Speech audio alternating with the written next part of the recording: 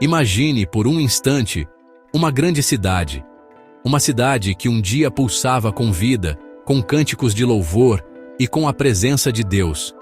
Mas agora, visualize essa mesma cidade em ruínas.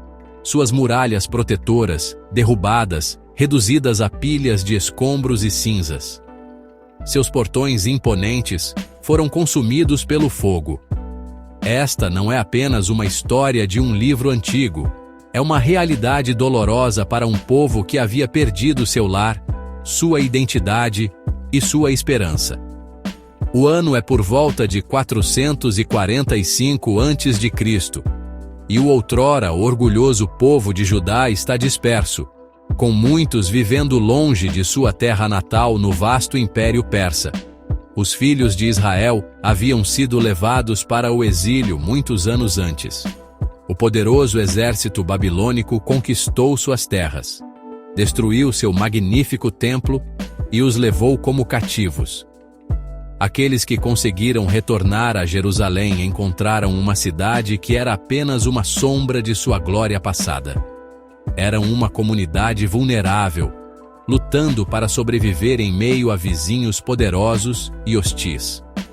O sonho de restaurar sua nação parecia distante e impossível, perdido entre as pedras que deveriam ter formado suas muralhas de proteção. É aqui que nossa história começa. Ela não começa em Jerusalém, mas a centenas de quilômetros de distância, no opulento palácio de Suzã, a capital da Pérsia. Aqui, um homem judeu chamado Neemias serve em uma posição de grande confiança e honra. Ele é o copeiro do rei Artaxerxes, um dos governantes mais poderosos do mundo. Sua vida é de conforto e influência. Ele está cercado por luxo e tem o ouvido do rei. No entanto, seu coração permanece conectado à terra de seus ancestrais, uma terra que ele provavelmente nunca viu, mas ama profundamente. A notícia que chega a Neemias é devastadora. Seu irmão Hanani e outros homens chegam de Judá, e o relatório deles pinta um quadro sombrio. Eles falam da grande aflição do povo em Jerusalém. Descrevem as muralhas derrubadas e os portões queimados. Esta notícia perfura o coração de Neemias como uma espada. Ele não apenas ouve as palavras, ele sente a vergonha, o medo e a desesperança de seu povo. O conforto do palácio de repente parece vazio. Este momento de tristeza se torna um ponto de virada, não apenas para Neemias, mas para uma nação inteira. É o começo de uma poderosa jornada de fé, liderança e restauração incrível. Ao ouvir as terríveis notícias, a reação de Neemias é imediata e profunda. Ele não age por impulso nem se entrega ao desespero. Em vez disso, sua primeira atitude é voltar-se para Deus. A Bíblia nos conta que ele se sentou e chorou.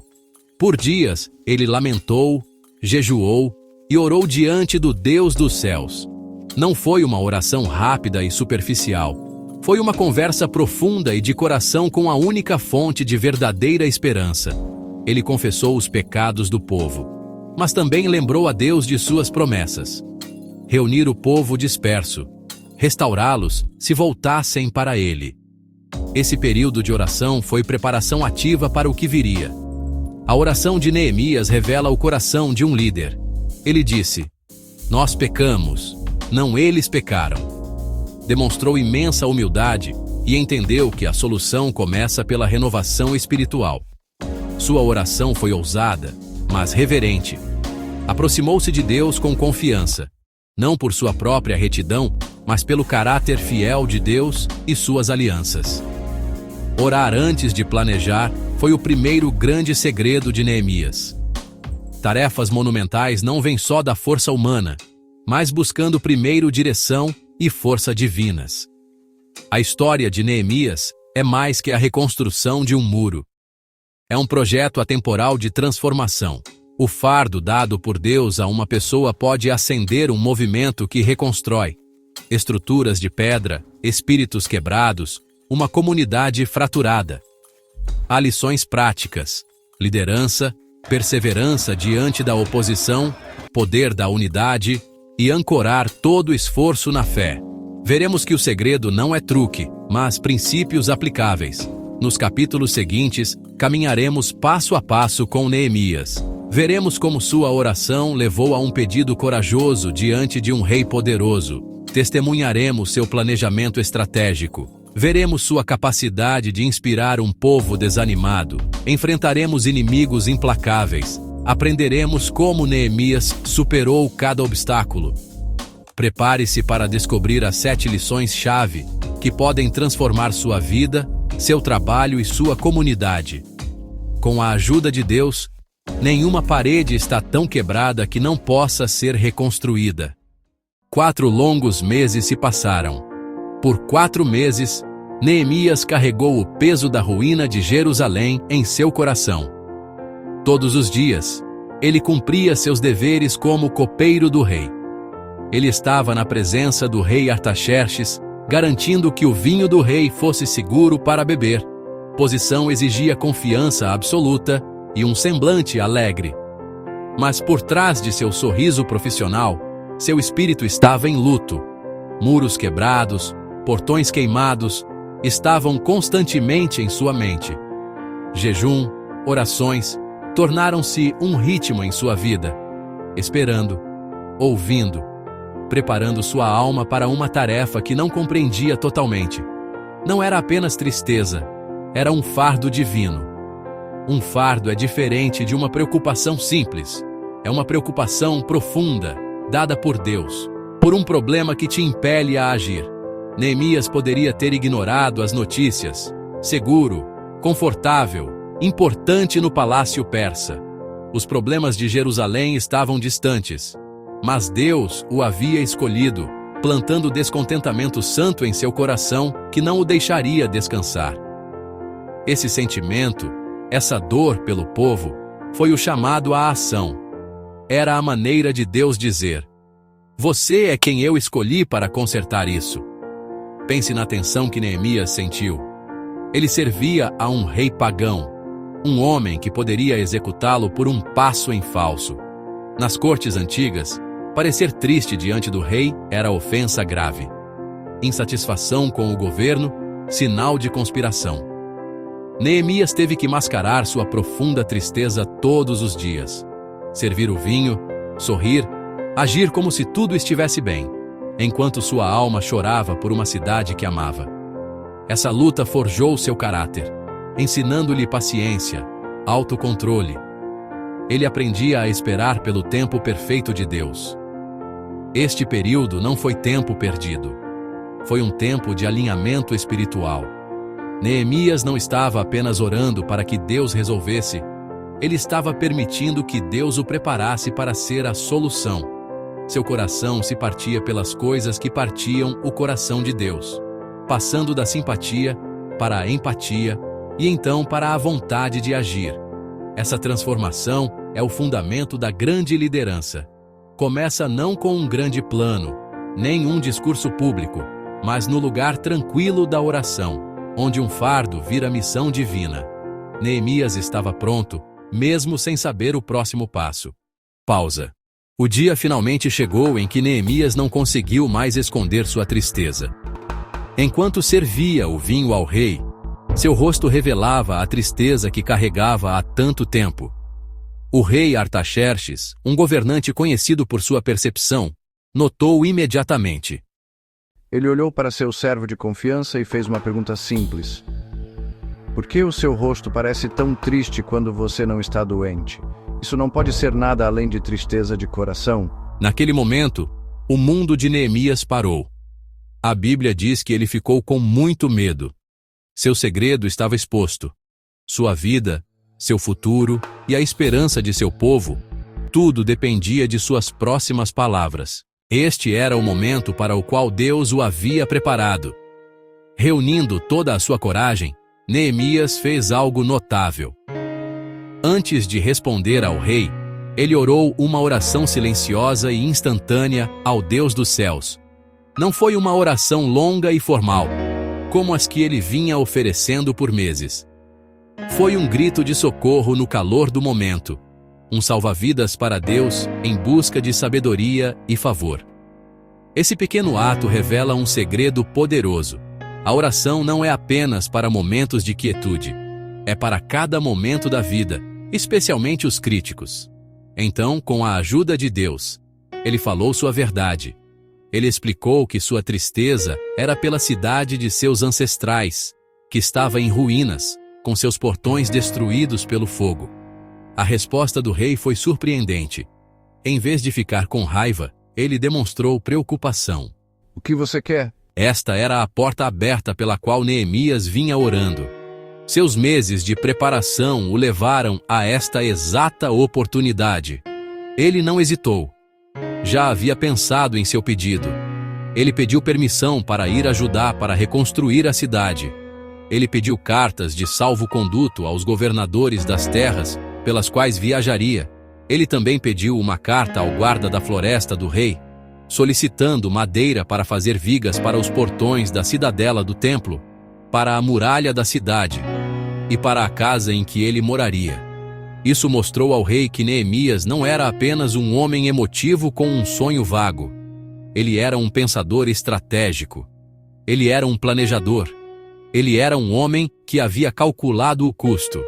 E porque, como Neemias escreve, a mão bondosa do meu Deus estava sobre mim, o rei concedeu todos os seus pedidos. Com a bênção do rei e as cartas oficiais em mãos, a missão de Neemias se tornava realidade. Ele não era mais apenas um copeiro, ele era um governador nomeado com um mandato real. O rei até providenciou uma escolta, oficiais do exército e cavalaria para garantir sua segurança na viagem. Isso era um sinal claro do favor do rei e uma mensagem poderosa para qualquer um que tentasse atrapalhar seu caminho. A viagem de Suzã a Jerusalém foi longa e árdua, percorrendo mais de 1.300 quilômetros. Teria levado várias semanas ou até meses pelos vastos territórios do Império Persa. Este foi um tempo de transição para Neemias, uma jornada do palácio para o campo de trabalho. Enquanto viajava, seu coração deve ter estado cheio de uma mistura de excitação e apreensão. Ele estava deixando para trás uma vida de segurança e conforto por um futuro de incerteza e oposição. Ele estava indo em direção a uma cidade em ruínas e a um povo desanimado. Ele carregava o peso das expectativas do rei e o peso do chamado de Deus. Cada passo da jornada o aproximava dos escombros pelos quais havia chorado. Ele não estava apenas viajando para um lugar. Ele estava viajando em direção ao seu propósito. Quando Neemias finalmente chegou a Jerusalém, ele não anunciou imediatamente seus planos. Por 3 dias, ele descansou. Ele observou. Ele ouviu. Ele tirou um tempo para entender a situação no local. Ele se encontrou com os líderes judeus locais, mas ainda não revelou a amplitude total da missão. Este período inicial de avaliação tranquila foi uma marca de sua liderança brilhante. Ele sabia que uma grande visão anunciada muito cedo poderia ser recebida com ceticismo e medo. Ele precisava ver o problema com seus próprios olhos antes de apresentar a solução aos outros. Essa chegada também foi um momento de confronto. A notícia de um homem chegando com o apoio do rei para ajudar os israelitas não passou despercebida. Oficiais locais ficaram perturbados: Sambalate, o Horonita, Tobias, o Amonita. Esses homens haviam se beneficiado da fraqueza de Jerusalém. Uma cidade reconstruída e fortificada ameaçaria seu poder e influência na região. Desde o início, as linhas foram traçadas. A oposição já estava se formando nas sombras, muito antes da primeira pedra ser assentada. O desafio de Neemias estava apenas começando. Após 3 dias de descanso e observação silenciosa, Neemias sabia que era hora de ver por si mesmo a real extensão dos estragos. Ele não podia confiar em relatos de segunda mão, por mais sinceros que fossem. Um verdadeiro líder precisa se aproximar do problema. Então, sob o manto da escuridão, ele iniciou uma missão secreta.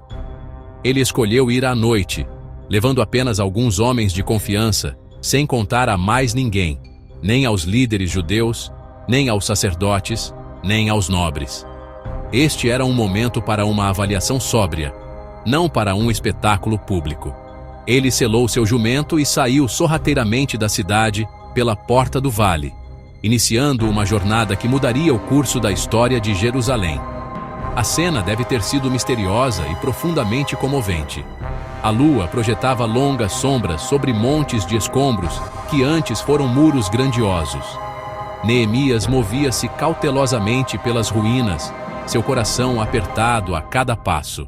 Ele seguiu em direção ao Poço do Chacal e depois à Porta do Lixo, vendo com seus próprios olhos a devastação que seu irmão havia descrito. Os muros estavam tão completamente destruídos em alguns lugares que seu jumento não conseguia encontrar um caminho através dos detritos. Ele teve que desmontar e continuar a pé, escalando pedras caídas, espreitando na escuridão, inspecionar as fortificações derrubadas, inspecionar os portões consumidos pelo fogo. Esta inspeção noturna foi um movimento estratégico brilhante. Ao ir em segredo, Neemias evitou alertar seus inimigos, que já desconfiavam de sua presença. Isso também lhe permitiu formular um plano realista e detalhado, sem causar pânico prematuro ou falsa esperança entre seu próprio povo. Ele estava coletando dados, medindo a extensão do desafio, deixando que a realidade da situação consolidasse sua determinação. Este não foi um ato de dúvida, mas um ato de liderança responsável. Ele precisava saber exatamente o que enfrentavam antes que pudesse inspirar alguém a se juntar a ele. Ele estava calculando o custo, assim como um construtor sábio faz antes de lançar um alicerce.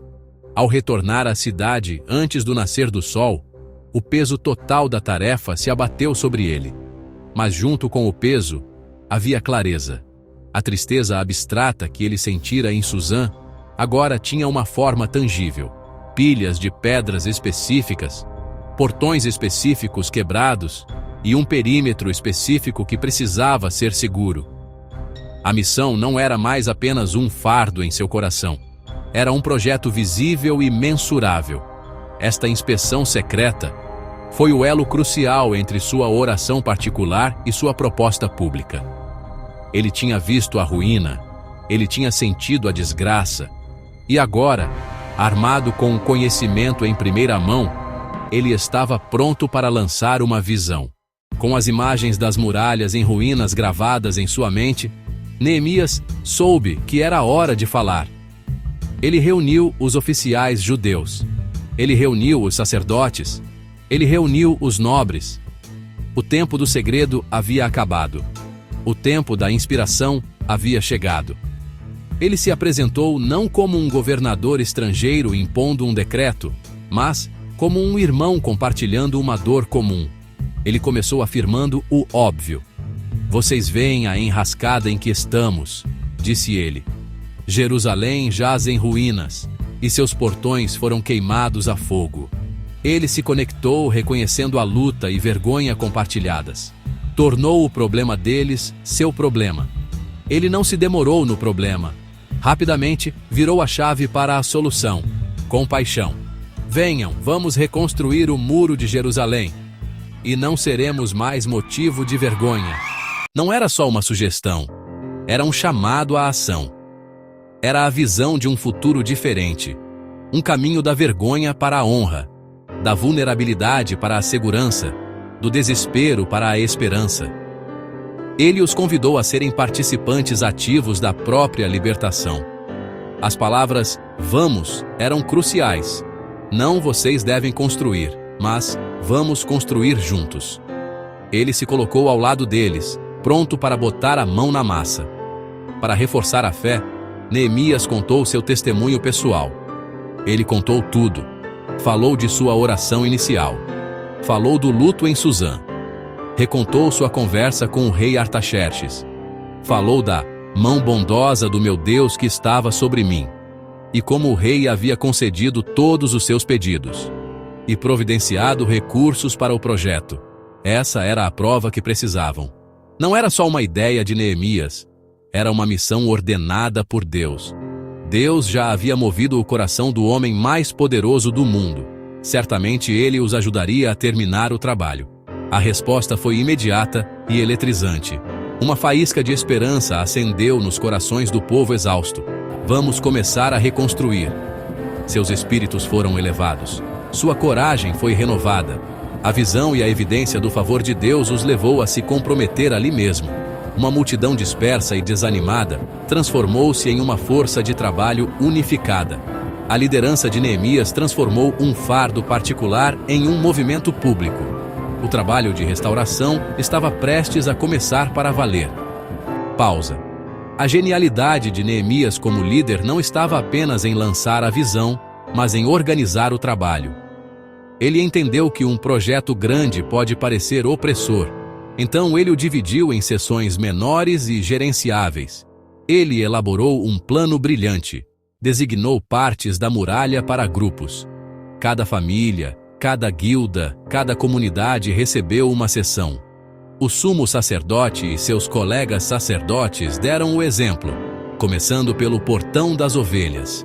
Isso criou senso de propriedade e responsabilidade. A muralha era deles.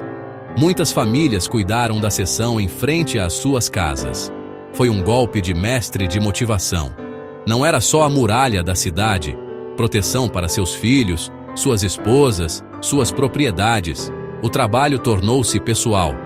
Cada pedra assentada era para a segurança e futuro da família. Transformou o monumental em metas alcançáveis e comunitárias. Promoveu competição saudável e encorajamento mútuo. A Bíblia lista os participantes: sacerdotes, ourives, perfumistas, mercadores, oficiais. Ela menciona as filhas de Salum trabalhando ao lado do pai, homens e mulheres, ricos e pobres, qualificados e não qualificados. Dos líderes de Jericó aos homens de Tecoa, pessoas de todas as esferas se uniram. Neemias registra seus nomes, honrando a contribuição.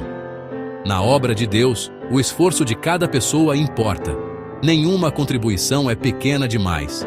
O resultado, o povo tinha vontade de trabalhar.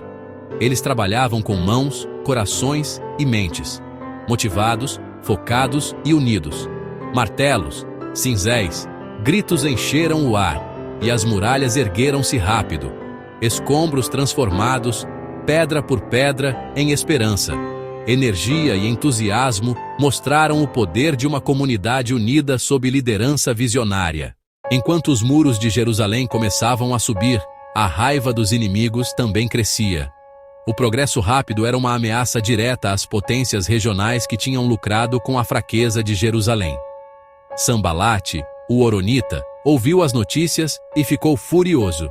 Tobias, o amonita, ouviu as notícias e ficou furioso. Gesem, o árabe, ouviu as notícias e ficou furioso. A perturbação inicial deles agora se transformara em hostilidade aberta. Eles começaram a zombar e ridicularizar os judeus publicamente. Sambalate, o que esses judeus insignificantes estão fazendo? Vão restaurar o muro, vão oferecer sacrifícios, vão terminar em um dia, podem trazer as pedras de volta à vida daquelas pilhas de escombros, queimadas como estão. Tobias, o que eles estão construindo se até uma raposa escalar, derrubará o muro de pedras deles? Isso era guerra psicológica. O objetivo deles era desmoralizar os construtores, plantar sementes de dúvida, fazer com que o esforço monumental deles parecesse tolo e inútil. Eles queriam que o povo acreditasse que o trabalho deles era inútil e que eram fracos e destinados ao fracasso. O ridículo pode ser uma arma poderosa, projetada para esmagar o espírito e deter o progresso antes mesmo que um confronto físico seja necessário. Os inimigos do projeto atacaram a confiança dos trabalhadores primeiro. A resposta de Neemias a esse ataque verbal foi dupla e serve como uma lição poderosa. Primeiro, ele se voltou para Deus. Ele não se envolveu em uma guerra de palavras com seus inimigos. Em vez disso, ele orou: ouve-nos, ó nosso Deus, pois somos desprezados. Faze recair os insultos deles sobre suas próprias cabeças. Ele entregou a injustiça a Deus. recusando-se a ser distraído da tarefa principal. Ele confiou em Deus para ser o defensor deles. Segundo, ele manteve o povo focado no trabalho. A Bíblia diz: assim reconstruímos o muro até que toda a sua extensão atingisse a metade de sua altura, pois o povo trabalhava de todo o coração. Eles responderam à zombaria não com argumentos, mas com mais construção. Esta parte da história mostra que o progresso inevitavelmente atrai oposição. Sempre que você começa a construir algo significativo, seja um projeto, um negócio ou uma vida melhor, pode esperar que críticos apareçam. Neemias nos ensina a não nos surpreendermos com isso e a não nos desviarmos por isso. A estratégia dele era simples: orar e continuar trabalhando.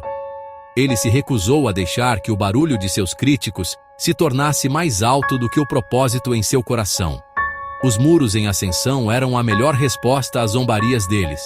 O som constante da construção era um testemunho da determinação do povo e um sinal de que a primeira tentativa do inimigo de parar o trabalho havia falhado completamente. Quando a zombaria e o ridículo não conseguiram parar o trabalho, os inimigos de Neemias intensificaram suas táticas. Sambalate, Tobias, os árabes, os amonitas, o povo de Asdod, ficaram ainda mais furiosos ao saber que os reparos nos muros de Jerusalém estavam progredindo. As brechas estavam sendo fechadas, e a cidade começava a parecer formidável novamente. O desprezo deles se transformou em uma conspiração concreta de violência. Todos eles conspiraram para vir e lutar contra Jerusalém e causar problemas. O plano deles era lançar um ataque surpresa, esperando criar o caos, causar baixas e parar a construção de forma assustadora e sangrenta. A ameaça não era mais apenas palavras. Era um perigo físico que pairava sobre cada trabalhador no muro. A notícia dessa conspiração se espalhou rapidamente entre os trabalhadores judeus, e o medo começou a se infiltrar em seus corações. As pessoas das cidades vizinhas trouxeram avisos repetidos. Eles vinham aos trabalhadores e diziam: 10 vezes eles nos atacarão de todas as direções. Imagine o terror que isso causou. Estes não eram soldados, eram famílias comuns, pedreiros, agricultores, comerciantes, tentando reconstruir suas vidas. Agora, eles tinham que trabalhar enquanto olhavam constantemente por cima dos ombros, imaginando quando e onde o ataque viria. O entusiasmo inicial que impulsionou o progresso deles estava sendo testado por um medo muito real por suas vidas e pela segurança de suas famílias. Este foi um momento crítico para a liderança de Neemias. Se o medo fosse permitido a se enraizar, o trabalho pararia. O povo abandonaria os muros para proteger suas casas, e todo o projeto desmoronaria. A estratégia do inimigo era clara. Se você não consegue desencorajá-los com palavras, assuste-os com a ameaça de espadas. Esta é uma tática comum usada contra qualquer um que tenta fazer um progresso significativo. Quando seu propósito se mantém forte contra ataques verbais, a oposição muitas vezes se intensifica, criando circunstâncias projetadas para fazer você se sentir oprimido, em menor número e inseguro. A pressão estava aumentando, e o povo estava olhando para Neemias em busca de uma solução. Mais uma vez, a primeira resposta de Neemias foi recorrer a Deus. Ele liderou o povo em oração, mas, desta vez, sua oração foi imediatamente seguida por uma ação decisiva e prática. A Bíblia diz: mas oramos ao nosso Deus e postamos guarda dia e noite para enfrentar essa ameaça. Neemias entendeu que a fé não é uma atividade passiva. Ele não pediu a Deus para resolver o problema e depois simplesmente esperou. Ele orou por proteção divina e então fez todo o possível humanamente para organizar uma defesa. Essa combinação de oração e vigilância prática é um dos segredos mais poderosos de Neemias. Ele nos ensina que devemos confiar completamente em Deus, mas também agir com sabedoria e coragem com os recursos que temos. Pausa. Diante da ameaça iminente de ataque, Neemias implementou uma estratégia defensiva brilhante e icônica. Ele não parou a construção. Em vez disso, ele armou os construtores. Ele posicionou pessoas nas partes mais baixas e expostas do muro, atrás das lacunas nas defesas. Ele os organizou por famílias e os equipou com espadas, lanças e arcos. Essa ação tinha 2 propósitos. Primeiro, criou uma força de defesa visível e organizada, mostrando ao inimigo que eles não seriam um alvo fácil. Segundo, deu-lhes a motivação mais poderosa possível. Eles estavam de guarda para proteger seus filhos, suas filhas, suas esposas e seus lares. Após organizar a defesa, Neemias caminhou entre o povo. Ele viu o medo deles. Ele se postou diante dos nobres, dos oficiais e do povo, e proferiu um discurso poderoso para restaurar a coragem deles. Não tenham medo deles, declarou ele. Lembrem-se do Senhor, que é grande e temível, e lutem por suas famílias. Ele os lembrou da grandeza de seu Deus e do valor daquilo pelo qual estavam lutando. Ele mudou o foco deles do tamanho de seus inimigos para a grandeza de seu protetor e o valor de sua causa. Este discurso reacendeu a determinação do povo. O trabalho continuou, mas agora com um novo sistema em vigor.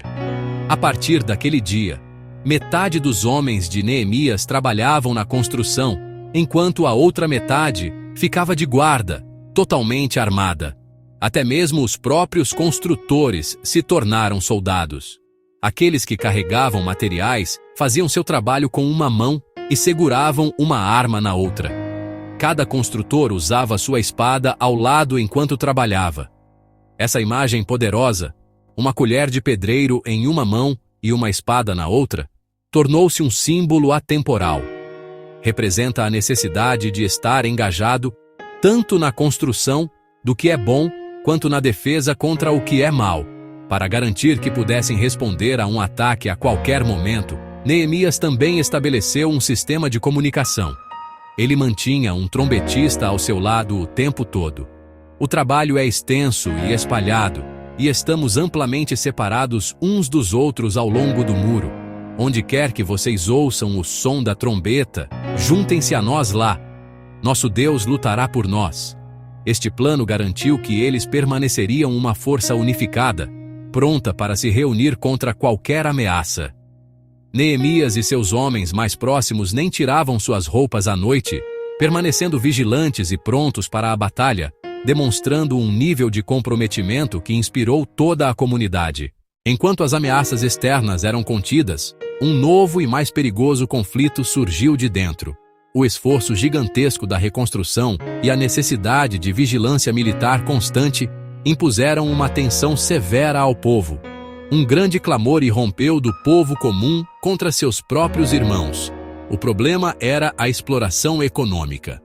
Para sobreviver, muitas famílias pobres hipotecaram seus campos, vinhas, casas. Pior ainda, alguns venderam seus filhos como servos para conseguir grãos para comer ou para pagar os pesados impostos do rei. Quem reconstruía o muro estava sendo esmagado pela dívida e pela fome, muitas vezes pelas mãos de irmãos mais ricos. Essa crise interna foi talvez a ameaça mais séria. Ela ameaçava quebrar a unidade essencial ao sucesso deles. Um inimigo fora dos muros é uma coisa. Um inimigo dentro pode destruir a comunidade de dentro para fora. Quando Neemias soube, a Bíblia diz que ele ficou muito irado. Sua ira foi indignação justa contra a exploração dos pobres. Ele viu que a ganância minava a missão dada por Deus. Um muro em torno de injustiça era sem sentido. A restauração tinha que ser espiritual e social, não apenas física. Neemias convocou uma assembleia pública, confrontou os nobres e oficiais diretamente e os repreendeu ferozmente. Vocês estão cobrando juros do seu próprio povo. Ele os lembrou que eram todos irmãos e que isso envergonhava diante dos inimigos. Revelou que sua casa emprestava sem juros, dando um exemplo pessoal. Vamos parar com essa cobrança de juros. Devolvam-lhes imediatamente seus campos, vinhas, olivais, casas e os juros cobrados. O confronto público funcionou. Os nobres, envergonhados, concordaram e prometeram devolver tudo. Para selar o compromisso, juraram diante dos sacerdotes. Neemias sacudiu as dobras de sua túnica e disse: Que Deus sacuda de sua casa e posses quem não cumprir esta promessa. O povo gritou: Amém, e louvou ao Senhor. Neemias salvou o projeto e restaurou a justiça, mostrando que a verdadeira liderança defende os vulneráveis e constrói unidade. Incrivelmente, o muro foi concluído. Em apenas 52 dias, uma tarefa que parecia impossível foi finalizada. A enorme estrutura de pedra, que estava em ruínas por gerações, agora se erguia alta e forte ao redor de Jerusalém. Os portões queimados foram substituídos, as brechas foram fechadas, e a cidade estava novamente segura. Esta foi uma conquista física monumental, um testemunho do trabalho árduo do povo, da liderança brilhante de Neemias e do favor inegável de Deus. Quando seus inimigos e todas as nações vizinhas souberam disso, a Bíblia diz que eles ficaram com medo e perderam a autoconfiança. Foram forçados a reconhecer que esse trabalho havia sido feito com a ajuda de Deus. O muro concluído era mais do que apenas uma estrutura defensiva. Era um sinal poderoso para o mundo de que Deus estava com seu povo. Mas a missão de Neemias nunca foi apenas sobre pedra e argamassa. O muro físico tinha como objetivo proporcionar a segurança necessária para uma restauração mais profunda e importante, a renovação dos corações do povo e de seu relacionamento com Deus. Com a cidade segura, Neemias, junto com o sacerdote Esdras, reuniu todo o povo em uma praça pública. Por horas, Esdras ficou em uma plataforma de madeira elevada e leu o livro da lei de Deus. Enquanto o povo ouvia as palavras das Escrituras, muitos pela primeira vez, eles começaram a chorar. Reconheceram o quão longe eles e seus ancestrais haviam se desviado dos mandamentos de Deus. Suas lágrimas marcaram o início de um grande despertar espiritual que foi ainda mais significativo do que o próprio muro. Neemias e os outros líderes consolaram o povo, dizendo-lhes que aquele era um dia de celebração, não de luto. Era um dia para entender a palavra de Deus e se alegrar em sua misericórdia. Isso levou a um avivamento nacional. O povo se comprometeu novamente com a aliança que seus ancestrais haviam feito com Deus. Eles prometeram obedecer às suas leis, honrar o sábado, apoiar o templo e cuidar dos sacerdotes e levitas. A liderança de Neemias passou de gerente de projeto para reformador social e espiritual. Ele trabalhou incansavelmente para corrigir injustiças, purificar o sacerdócio e garantir que o novo compromisso do povo com Deus fosse colocado em prática em suas vidas diárias. O resultado final do trabalho de Neemias foi uma cidade que não foi apenas fisicamente reconstruída, mas também socialmente transformada, espiritualmente transformada. A ordem foi restaurada, a justiça foi restabelecida e o culto foi renovado. A comunidade que havia sido desanimada e desgraçada estava agora organizada, segura e novamente comprometida com seu propósito divino. A jornada de Neemias, que começou com uma oração de tristeza em um palácio distante, culminou na restauração da identidade e esperança de uma nação. Ele não apenas reconstruiu um muro, ele ajudou a reconstruir um povo. Sua história serve como um poderoso testemunho de como a fidelidade de uma pessoa pode levar à transformação completa de uma comunidade, trazendo glória a Deus. A história de Neemias não é apenas um relato histórico, é um guia prático repleto de lições atemporais para qualquer um que queira fazer a diferença em seu mundo. A primeira lição é o poder de um fardo divino. A verdadeira mudança começa quando nossos corações se entristecem pelas coisas que entristecem o coração de Deus. A segunda lição é a primazia da oração. Antes de falar com o rei, antes de fazer um plano, Neemias orou. A terceira lição é a necessidade de ação corajosa e planejamento estratégico. A oração deve ser seguida pela ação. A quarta lição é a genialidade da visão compartilhada e organização. Ele não tentou fazer tudo sozinho. Quinto, Neemias nos ensina a antecipar e superar a oposição. O progresso sempre atrairá críticos e inimigos. A sexta lição é a importância de manter a unidade interna. A maior ameaça veio da injustiça dentro da comunidade. Finalmente, a sétima e mais crucial lição é a perseverança para uma transformação duradoura. O trabalho de Neemias não terminou quando a última pedra foi colocada. Esses 7 princípios, fardo, oração, planejamento, organização, superação da oposição, unidade, perseverança, são o segredo de Neemias. Eles são tão relevantes hoje quanto eram há milhares de anos. Esteja você reconstruindo uma comunidade, um negócio, uma família ou sua própria vida, a jornada de Neemias fornece o projeto. É um encorajador chamado à ação para que todos nós nos tornemos construtores em nossa própria geração, com a ajuda de Deus.